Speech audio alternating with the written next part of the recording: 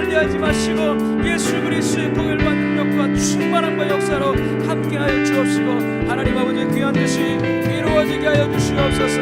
하나님 아버지 귀한 뜻이 이루어지게 하여 주시옵소서. 우리에게 은혜를 베풀어 주시옵소서. 주의 성령으로 충만하게 하여 주시옵소서. 하나님 감사합니다. 이 밤에 불러주심을 감사합니다. 우리가 세상에서 즐길 것 많고, 하나님 우리의 육체가 쉬고 싶고, 하나님 세상에서 누리고 싶은 것 많이 있지만, 하나님 그것을 내려놓고 잠시 멈추고 금요일 이 밤에 하나님 한 주간의 마지막을 정리하며 주님 앞에 나왔사오니, 오늘 이 밤에 나온 모든 성도들에게 하나님의 은혜를 부어 주시옵소서. 주의 성령으로 충만하게 하여 주시옵소서. 맡기는 기도의 제목들마다 하나님 간섭하여 주시고 역사하여 주옵시고, 주님의 뜻이 이루어지게 하여 주시옵소서. 그러한 은혜를 베풀어 주실 줄로 믿사오며 예수님의 이름으로 기도하옵나이다. 아멘. 네, 우리 오늘 주시는 하나님의 말씀은 시편입니다. 시편 73편 13절부터 28절까지 보도록 하겠습니다. 시편 73편 13절에서 28절까지 말씀을 보도록 하겠습니다. 우리 한 절씩 읽으시고 28절은 같이 읽도록 하겠습니다.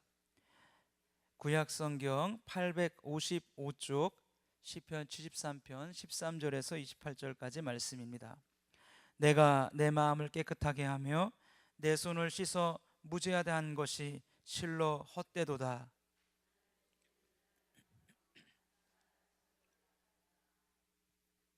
내가 만일 스스로 이르기를 내가 그들처럼 말하리라 하였더라면 나는 주의 아들들의 세대에 대하여 악행을 행하였으리이다.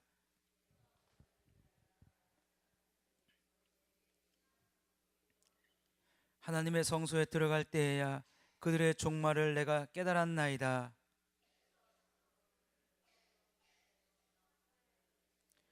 그들이 어찌하여 그리 갑자기 황폐되었는가? 놀랄 정도로 그들은 전멸하였나이다.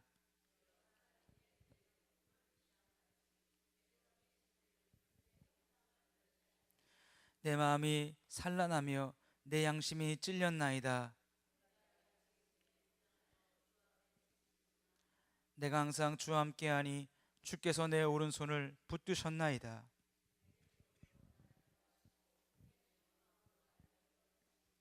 하늘에서는 주 외에 누가 내게 있으리요? 땅에서는 주밖에 내가 사모할 리 없나이다.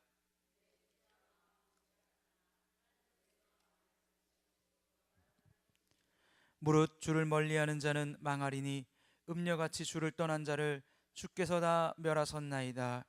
하나님께 가까이함이 내게 복이라. 내가 주 여호와를 나의 피난처로 삼아 주의 모든 행적을 전파하리이다. 아멘. 오늘 금요일 이 밤에 나오신 여러분들을 축복하고 사랑합니다. 우리의 육체는 쉬고 싶지요. 또 세상에서 누릴 것, 즐길 것, 할 일 많습니다. 여러분 잠깐 멈추고 오늘 금요일 이 밤에 오셔서 너무너무 잘하셨습니다. 할렐루야.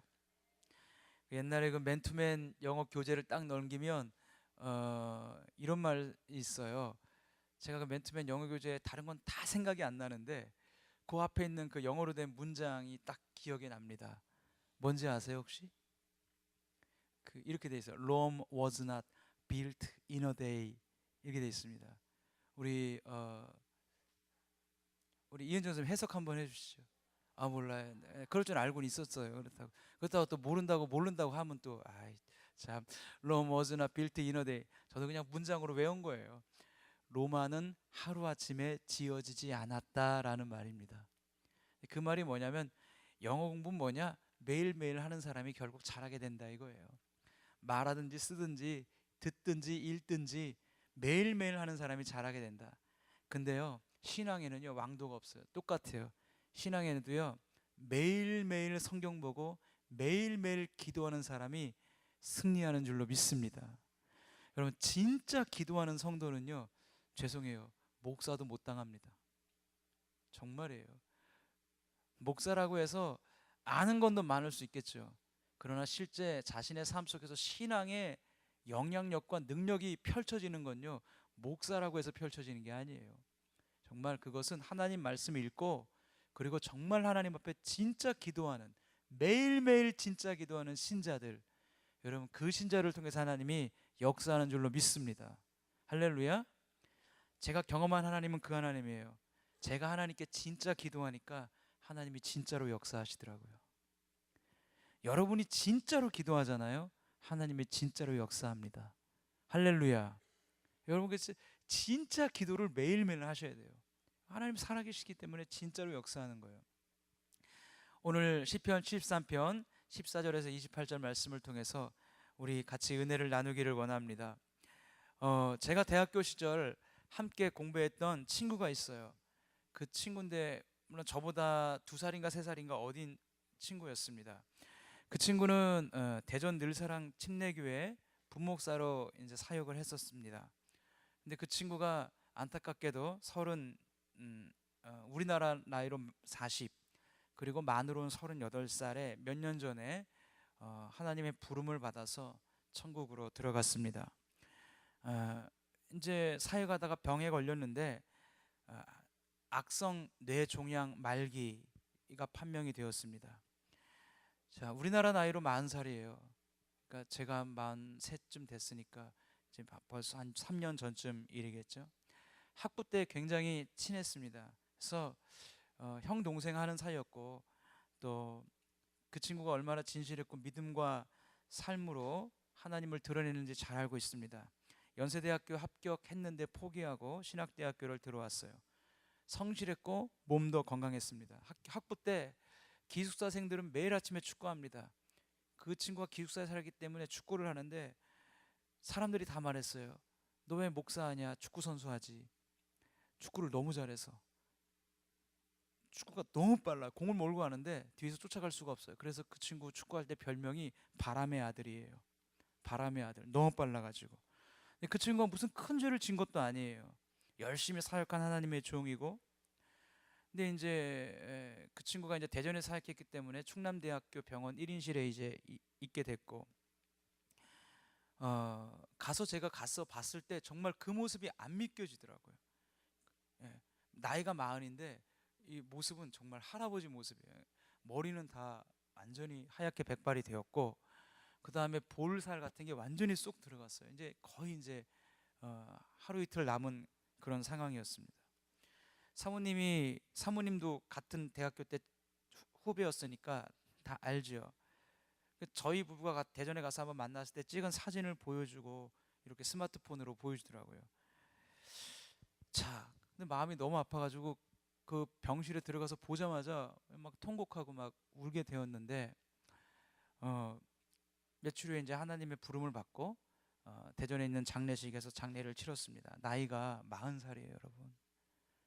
자, 40살인데 4학년 11살 자녀가 있고요, 8살 자녀가 있습니다. 2자녀가 있어요. 사모님을 보니까 정말 기가 막히죠. 예. 자녀가 2명이나 있고 마음이 너무 아픈데 사모님의 마음을 어떨까? 저도 그런 질문이 생기더라고요.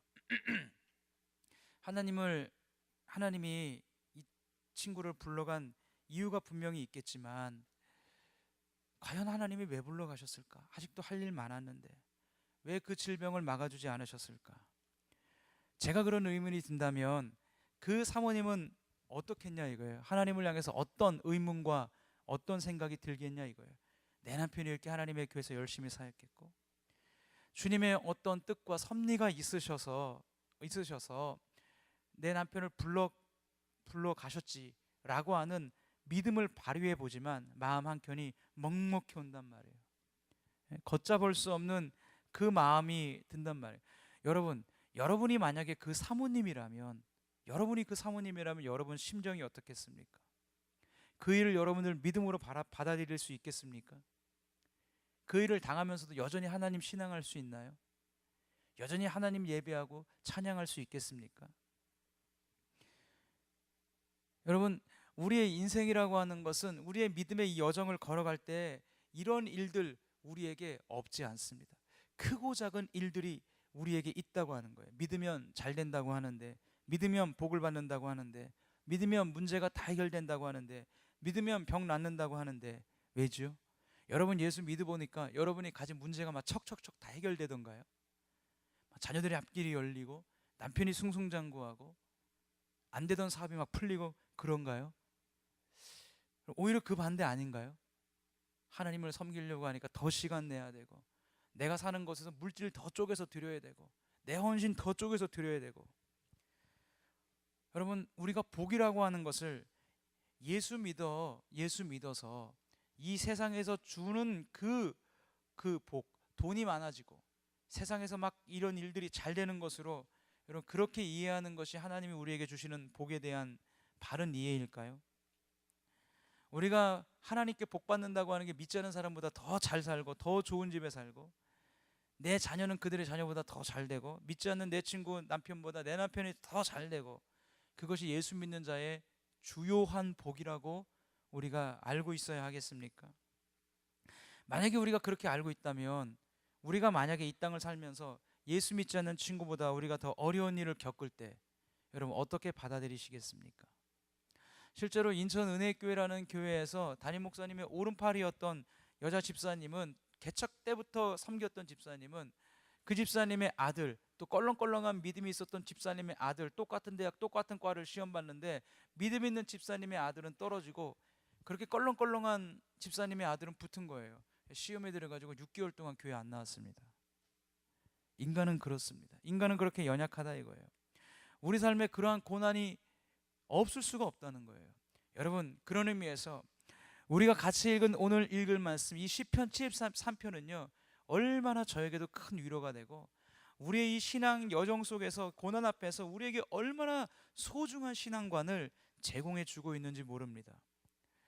여러분이 계획했던 모든 일들이 수포로 돌아갈 때 여러분 여전히 하나님 찬양할 수 있겠습니까? 찬양해야 될까요? 고민했던 문제가 하나님께 맡겼는데 더 심각해져요. 더 사면초가 돼요. 그때도 하나님께 감사할 수 있을까요? 자녀들의 앞길에 문이 닫히고 문제는 더 커져갈 때 여전히 예배에 나와서 하나님 찬양하며 높일 수 있냐 이거예요. 오늘 이 말씀을 드리면서 우리가 정말 그래도 다행인 것 중에 하나가 무엇이냐면, 우리가 당하는 이런 고민들, 이런 문제들 우리만 당했던 게 아니더라고요. 오늘 우리가 같이 읽은 시편 73편의 이 저자도 우리와 똑같은 문제로 고민을 했다고 하는 것입니다. 여러분, 인간은 연약하기 때문에 나 혼자 이 문제를 당하고 있다면 굉장히 낙심이 되지만, 나만 당하는 게 아니라 성경에 나오는 인물도 나와 동일한 문제를 겪고 있다는 사실을 알게 될 때 우리는 그 자체만으로 큰 위로가 되는 줄로 믿습니다. 우리가 다 읽지 않았지만 시편 73편 1절에서 9절까지의 말씀은 이런 뜻입니다. 이 시편 73편 저자는 나는 신실하게 하나님 앞에 살아왔다, 나는 정결하게 살아왔다, 나는 하나님을 신앙했고 하나님을 믿으려고 최선을 다했는데 지금 나는 고통을 겪고 있다. 근데 내가 둘러보니까 하나님을 욕하고 하나님을 대적하고 하나님을 저주하는 저 사람은 더 승승장구하더라. 그들은 하나님을 조롱한다, 하나님을 놀리고 하나님을 희롱거리로 삼는데도 시편 저자가 말하는 거예요. 그들에겐 고난이 없다. 그들에겐 항상 보니까 평안하다. 재물은 더욱더 불어나더라. 심지어는 죽을 때에도 고통 없이 죽더라.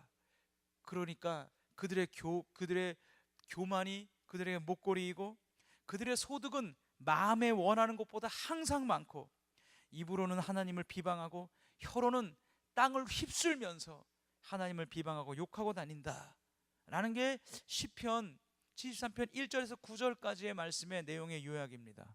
그래서 이 시편의 저자는 낙심에 빠진 거예요. 그 낙심에 빠진 것이 바로 13절입니다. 13절에 이렇게 말씀하고 있죠. 내가 내 마음을 깨끗하게 하며 내 손을 씻어 무죄하다 한 것이 실로 헛되도다. 우리 13절 같이 한번 읽어볼까요? 시작.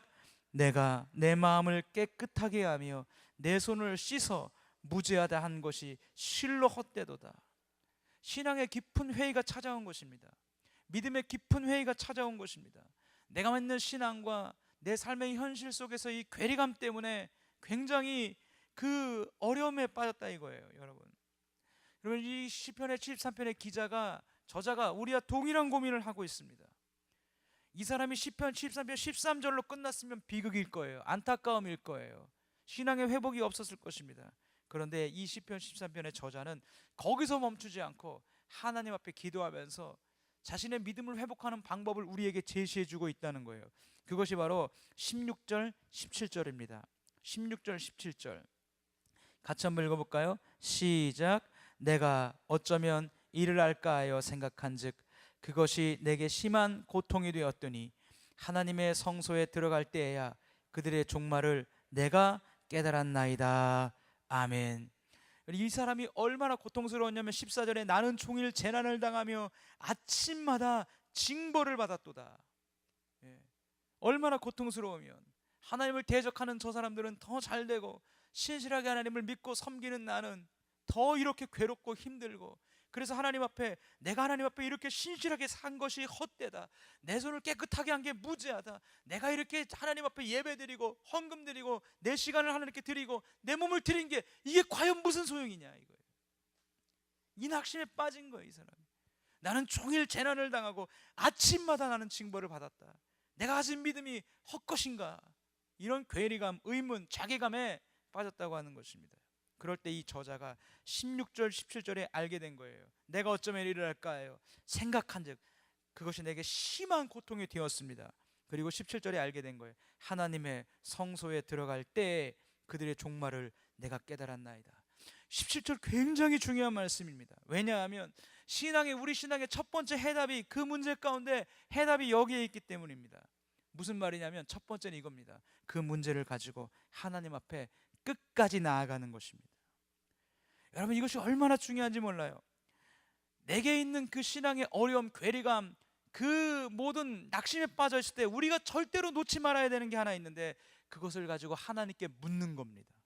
하나님께 끝까지 나아가는 겁니다. 그리고 진실되고 간절하게 하나님께 맡기는 겁니다. 하나님께 기도하는 겁니다. 할렐루야.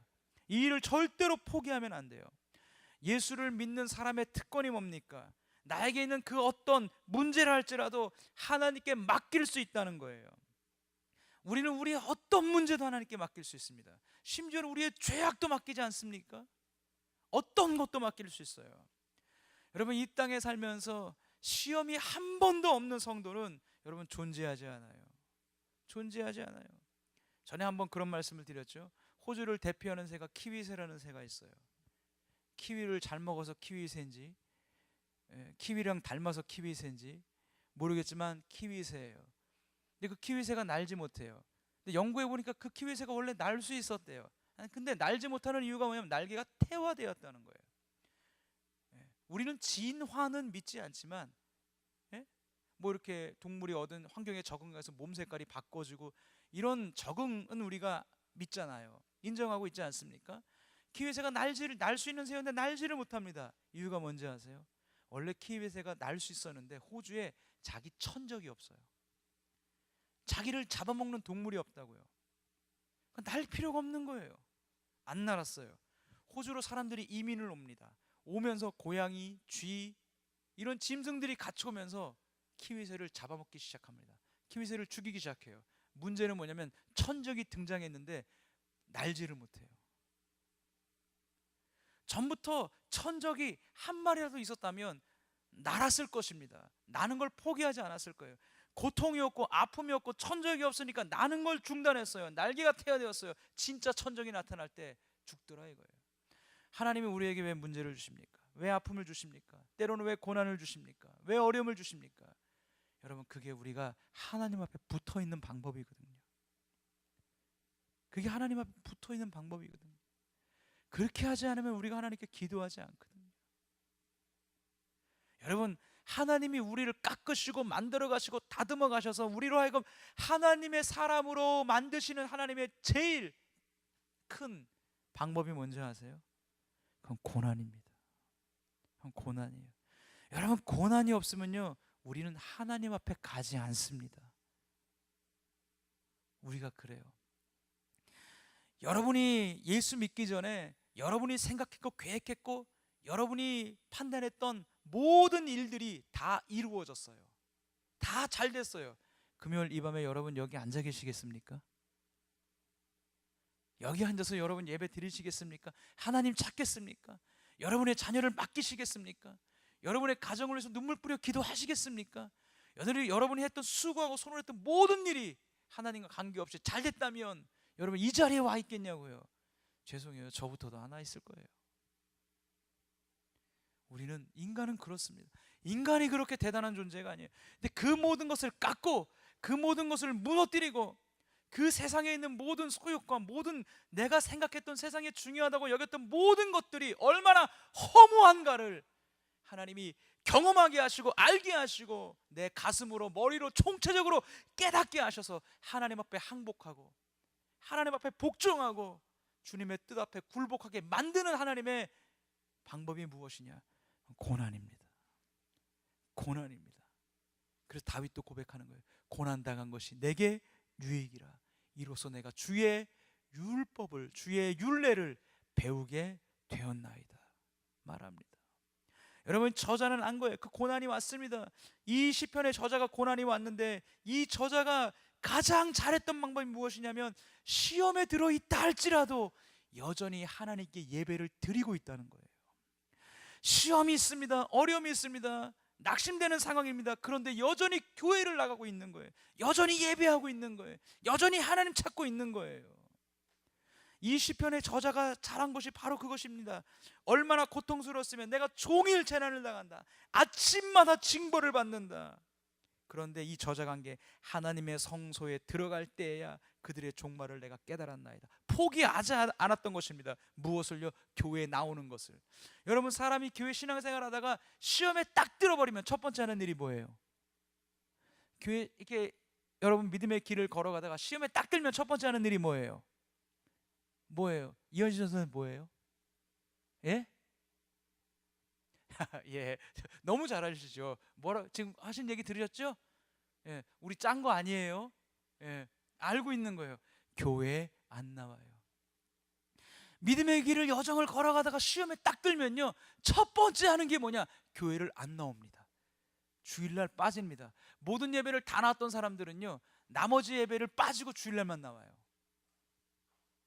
그런데 이 저자가 시험에서 이기는 첫 번째 방법이 무엇이었냐? 시험에 들어있는데 교회에 나오는 거예요.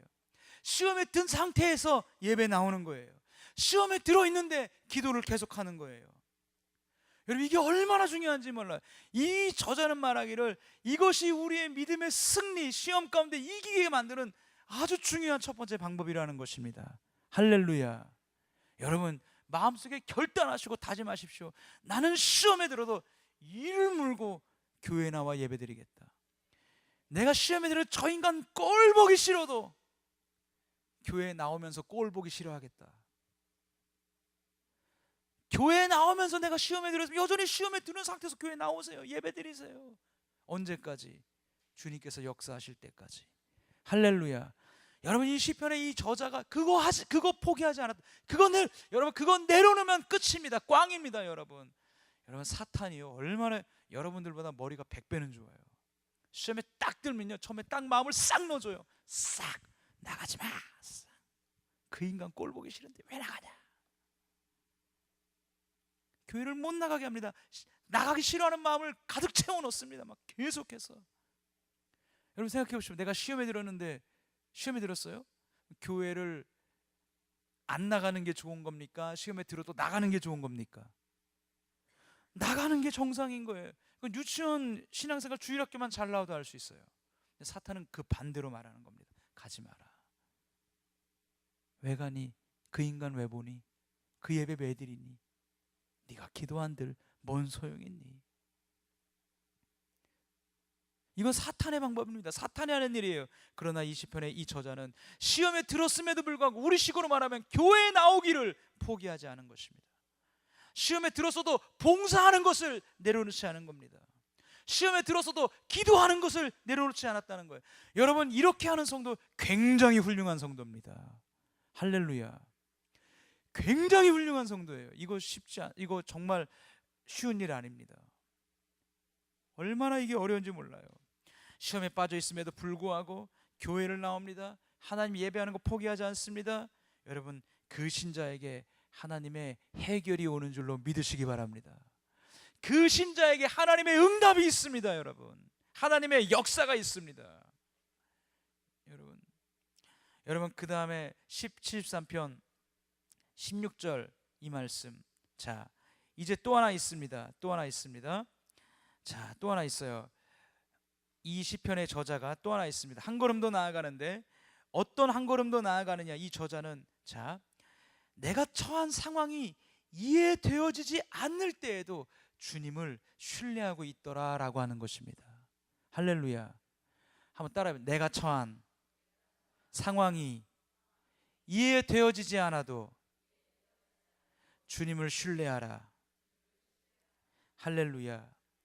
여러분 보십시오. 사람 때문에, 환경 때문에, 물질 때문에, 가족 때문에 힘들고 어렵고 내가 만난 이 상황이 이해되어지지 않아서 눈물을 흘렸습니다. 가슴이 아팠습니다. 그 상황 속에서 이 시편의 저자가 고백하는 거예요. 이 시편의 저자가. 여러분, 오늘 우리가 읽은 말씀 여러분 21절에서 24절 말씀, 개정 성경으로 보면 우리가 이게 잘 와닿지 않아요. 공동번역 성경으로 제가 한번 읽어볼게요. 잘 들어보세요. 21절에서 24절 말씀. 내 마음이 쓰라렸을 때, 창자가 끊어지는 듯 아팠을 때, 나는 미련하여 아무것도 몰랐습니다. 당신 앞에서 한 마리 짐승이었습니다. 그 다음에 23절을 공동번역으로 잘 들어보세요. 이렇게 되어 있습니다. 그래도 나는 주님 곁을 떠나지 않아 주님께서 나의 오른손을 잡아주셨습니다. 우리 성경에는 내가 항상 주와 함께하니 주께서 내 오른손을 붙드셨나이다. 내가 주님과 이렇게 예배 드리고 교회 나가고 기도하고 봉사하는 걸 내려놓지 않고 나갔더니 주님께서 내 오른손을 붙드셨습니다.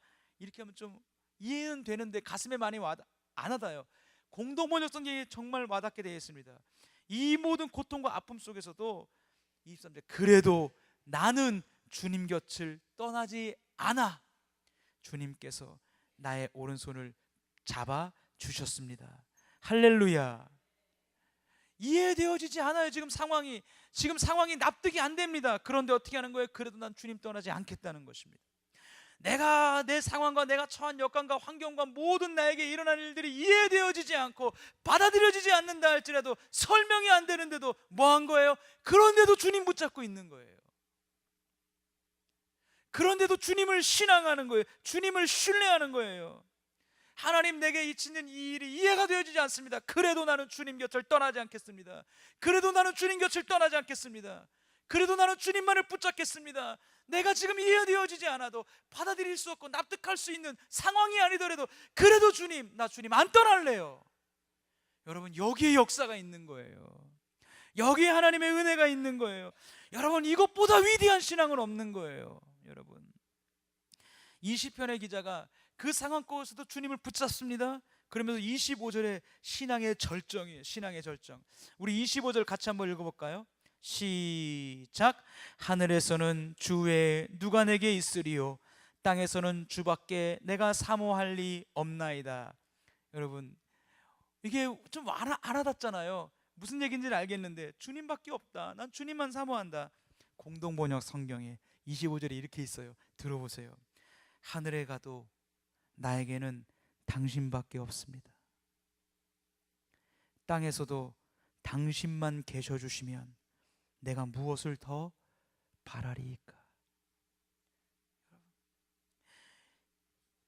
하늘에서는 주 외에 누가 내게 있고, 땅에서는 주밖에 내가 사모할 자가 없습니다. 하늘엔 주님밖에 없고, 땅에서도 내가 주님만 사모합니다. 이것을 공동번역 성경에 여러분 얼마나 마음에 와닿는지 몰라요.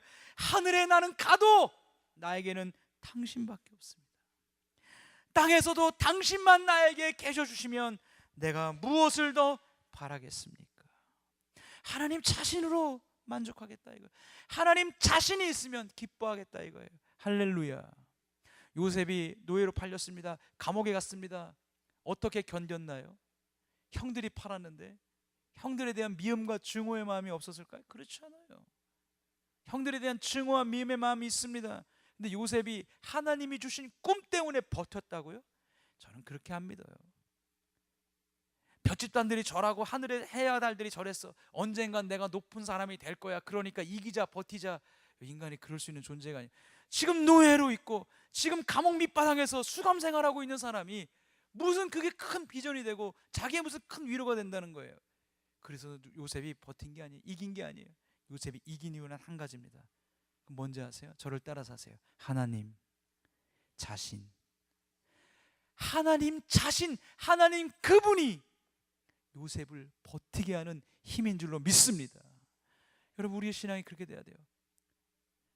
하나님이 내 환경보다 크신 하나님이에요. 하나님이 내 환경보다 위대하신 하나님이에요. 여러분, 여러분에게 욥기서의 내용을 몇 번이나 말씀드렸지만 너무나 소중한 욥기서의 내용이고 주제이기 때문에 한 번 더 말씀드릴게요. 욥이 고난당합니다. 욥이 고난당한 이유가 어디 있어요? 이 땅에 있나요? 이 땅에 있는 것 때문에 욥이 고난당하나요? 욥이 고난당하는 이유는 이 땅에 있지가 않아요. 하나님과 사탄의 내기 때문에 욥이 고난당하는 거예요. 다시 말해서 욥이 고난당하는 이유가 이 땅에 없단 말입니다. 원인과 결과의 법칙이 없단 말입니다. 근데 친구들은 와서 계속 얘기하는 거예요. 네가 뭔가 죄를 졌기 때문에 이 고난당한다. 네가 뭔가 하나님 앞에 큰 잘못을 했기 때문에 이 어려움을 당한다. 생각해봐라. 욥은 아니라는 거예요. 나는 이렇게 당할 이유가 없다는 거예요. 이만큼 고난을 당할 이유를 모르겠다는 거예요. 자기 상황이 납득이 안 돼요. 10명 자녀 다 죽었죠. 사업 당했죠. 다 망했죠. 자기 몸에 피부암, 종기 걸렸죠. 부인은 뭐라 그랬어요? 아직도 하나님을 향해서 그 순전한 믿음으로 지키느냐? 하나님을 욕하고 저주하고 뭐라 그랬어요? 죽으라. 그러니까 부인이 얘기했을 때 여보, 아직도 하나님을 믿어? 하나님을 욕하고 저주하고 죽으세요. 이렇게 했을까요? 아니면 욥의 아내가 이 양반아, 아직도 하나님 믿고 하나님 앞에 순전한 믿음 지켜? 당신 꼴을 봐. 하나님 욕하고 죽으세요. 이렇게 했지 않았겠어요? 아니 욥의 아내가 그렇게 10명의 아들이 죽고 욥이 막 신앙 지킨다고 하니까 승리를 안 났겠어요? 아니에요? 맞죠. 예. 제가 예수님을 열심히 믿으니까 저희 어머님이 얼마나 승질이 났든지 자고 있는 제 배를 발로 밟아버렸다니까요. 자고 있는데 배를 발로 팍 밟아가지고 얼마나 술 한잔 드시고 배 터지는 줄 알았다. 예.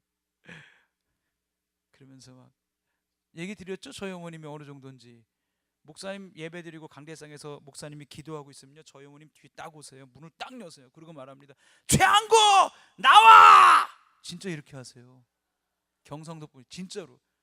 그러면요 목사님도 대표 기도하고 있다가요, 하나님 아버지 오늘 우리의 예배 최한구 나와! 그러면 은혜를 주시고 목사님도 놀래가지고 목소리가 확 작아지는 거예요.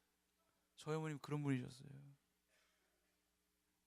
그러면 제가 막 이제 달래가지고 막 나가서 집에 모셔가면 저희 어머님이 너 봐, 내 아들 뺏겼다, 내 아들 교회에 뺏겼다, 내 아들 목사에게 뺏겼다, 내 아들 목사에게 뺏겼다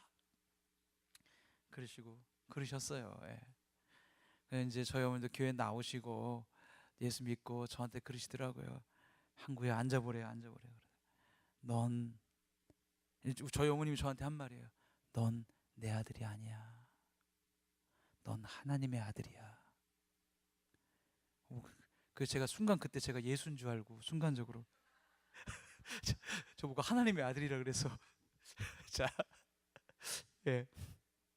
그 욥의 그 고난과 어려움이 욥이 지금 이 현실 속에 있는 게 원인이 아니란 말이에요. 그러니까 욥이 내가 이렇게 고난 당하는 이유를 현실 속에서 찾아보면 찾을 수가 없는 거예요. 다시 말해서 욥의 입장에서는 납득이 안 되는 거예요. 이렇게 고난당하고 이렇게 어려움 당하는 게 이해가 안 되는 거예요. 찾을 수가 없어요. 원인을 찾을 수가 없어요. 이유를 알 수가 없어요. 그럼 그런 원인과 이유를 알 수 없는 고난을 욥에게 왜 주셨습니까? 왜지요?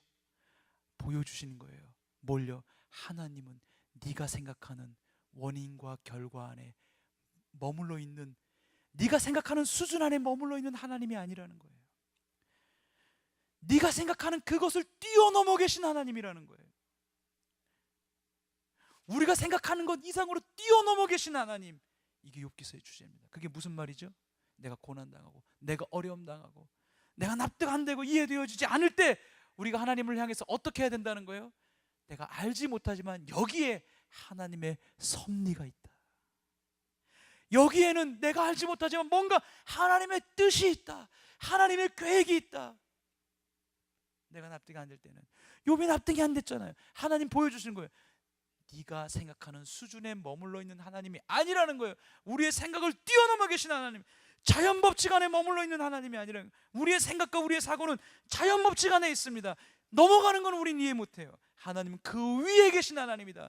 그러므로 네가 납득이 안 되고 이해가 안 되고 네가 당하는 모든 일들이 받아들이지 않는다 할지라도 거기서 하나님 왜요? 하나님 왜 그런 거예요? 원망하고 불평하지 말고, 교회 나오는 거 포기하지 말고, 예배 드리는 건 멈추지 말고, 교회를 나오면서, 예배를 나오면서, 기도를 하면서, 여전히 봉사하면서 뭐라고 하라는 거예요?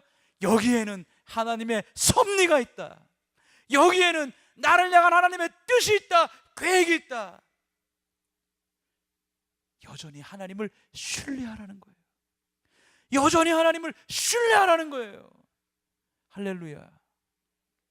여러분, 이 신자가 시편 13편의 저자가 바로 거기로 간 겁니다. 하나님 그렇게 간 거예요. 여러분, 내가 납득이 안 되고 이해되어지지 않아도 나는 주님 떠나지 않습니다. 하나님이 날 밀어내도 나는 주님 떠나지 않습니다. 여러분, 하나님이 날 모른다고 외면한다 할지라도 그래도 하나님 좋아요. 하나님께 붙어 있을래요. 제가 제 얘기를 하나만 더 하고 마치겠습니다. 제가 처음 예수 믿을 때 열심히 다녔습니다. 교회를 알바를 갔는데, 알바 사장님이 주일 낮 예배를 시간 때문에 못 가게 하는 거예요. 신앙이 어려가지고 막 갈등하다가 너무 가고 싶은데 주일 낮 예배를 못 갔습니다. 알바하는 사장님이 너 그러면 그만두라 그래가지고 못 갔어요. 막 눈물이 나는 거예요. 그 하나님께 막 죄송하다고, 어린 신앙에 막 학생 때 죄송하다고, 하나님. 저녁이 됐습니다. 자전거를 타고 교회를 가는데 학생부 선생님이 선물해 준 찬양이 있어요. 그때는 경배와 찬양이 막 이렇게 젊은이들의 유행할 때예요. 온누리교회. 근데 거기 경배 찬양 3집 안에 어떤 곡이 있냐면 가사가 예수 놀라운 이름이라는 찬양이 있어요. 그러니까 예수 놀라운 이름, 하늘과 땅 영광의 주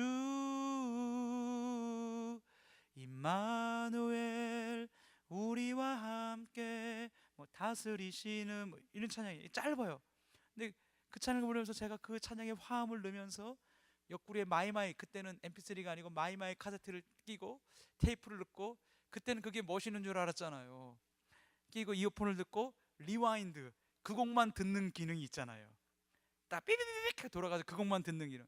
자전거를 타면서 그 곡만 들었어요. 예수 놀라운 이름 쫙 반복해 듣는 거예요. 그때는 막 테이프 늘어나든 말든 듣잖아요. 그날 딱 갔는데, 마침 그날 주일 저녁 예배 때 대전에 있는 한남대학교 경배와 찬양 모교 찬양팀이 우리 교회를 와서 예배를 인도해 주는 날이었습니다. 그래서 자전거를 받쳐놓고 본당으로 올라가서 예배를 드리려고 문을 탁 여는 순간에 앞에서 그 모교 찬양팀이 찬양을 딱 불렀는데, 무슨 찬양을 불렀을까요?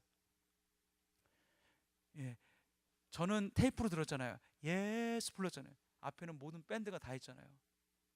찬양 리더와 함께 예수 놀라우니 들어가는 순간에 울음이 나오는데 눈물이 빗물처럼 쏟아지는, 맨 뒤에 앉았는데 얼마나 눈물이 나는지, 성령께서 내 마음을 위로하시고 감동하시고 막 얼마나 그냥 막 눈물이 쏟아지는, 콧물이 쏟아지면서. 근데 하나님이 제 마음속에 말씀하시더라고요. 제 마음속에 영어로 말씀하시더라고요. Don't cry. 그러니까 영어 조금 할 줄 알아야 돼요. 알아듣지. 예? Don't cry. Don't cry. I know your heart. 울지 마라. 울지 마라. I know your heart. 내가 너의 마음을 안다. 앉았는데 하나님이 너는 오전 11시 예배 너는 못 나왔지? 아니, 나는 너를 받았어. 너는 거기서 예배했어. 나는 너를 받았다. 내가 너의 마음을 안다. 다른 게 필요가 없어요. 천하를 얻은 것 같아요. 얼마나 위로가 되는지. 이 시편의 저자가 바로 그것을 경험한 겁니다. 내가 너의 마음을 안다. 그러면 끝난 거 아니에요? 하나님이 인정해 주시면 된 거 아니에요? 그러지 않습니까? 하나님이 인정해 주시면 그게 참 복 아닙니까? 참 은혜 아닙니까? 여러분, 이 시편의 저자가, 여러분 보십시오. 자, 이 시편의 저자가 이렇게 말합니다. 26절을 한번 보십시오. 26절 이렇게 말합니다. 내 육체와 마음은 쇠약하나 하나님은 내 마음의 반석이시요 영원한 분깃이시라. 할렐루야, 할렐루야. 이 시편의 저자가 이렇게 말합니다. 내 육체와 마음은 쇠약하나, 내 육체와 마음은 어느 날은 쇠약해질 겁니다. 그러나 하나님은 여전히 내 마음의 반석이시요 영원한 분깃이 뭔지 아십니까? 영원한 내 상급입니다.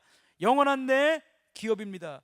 이 말이 무슨 말이에요? 하나님 자신이 내 상입니다, 이런 말이에요.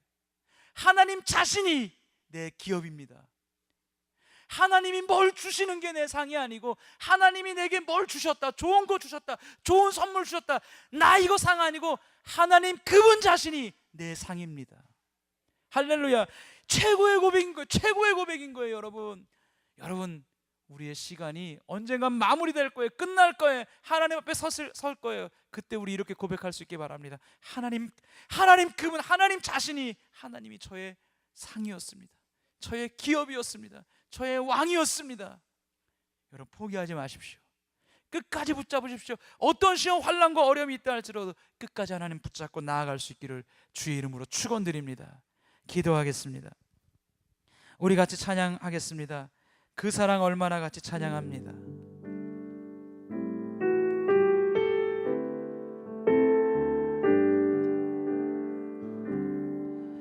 다 표현 못해도 나 표현하리라. 다 고백 못해도 나 고백하리라. 다 알 수 없어도 나 알아가리라. 다 닮지 못해도 나 닮아가리라. 포기하지 않습니다. 다 표현 못해도 나 표현하리라. 다 고백 못해도 나 고백합니다. 나 고백하리라. 다 알 수 없어도 나 알아가리라. 다 닮지 못해도 나 닮아가리라.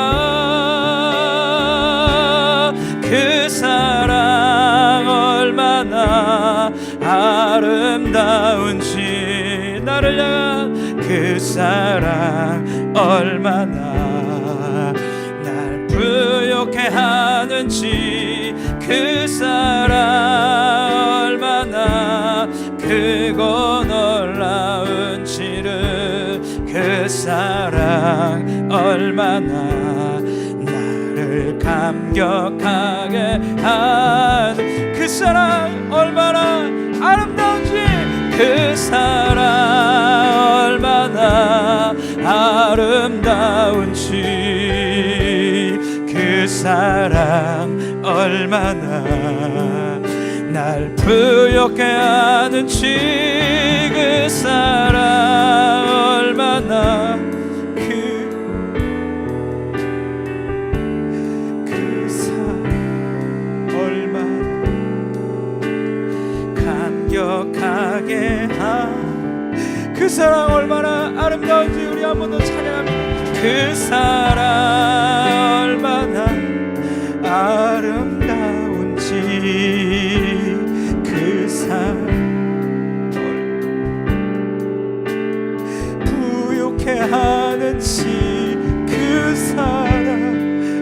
얼마나 크고 놀라운지 얼마나 감격하게 하는지. 이 시간 기도할 때 하나님은 여러분들을 포기하지 않습니다. 하나님은 여러분들을 절대 멀리하지 않습니다. 하나님은 여러분들을 결코 외면하지 않습니다. 그런데 왜 여러분들이 포기합니까? 그런데 왜 여러분들이 낙심합니까? 그런데 왜 여러분들이 그 절망과 좌절의 시간 가운데 멈춰 있습니까? 하나님이 여러분들을 포기하지 않는다는데, 하나님이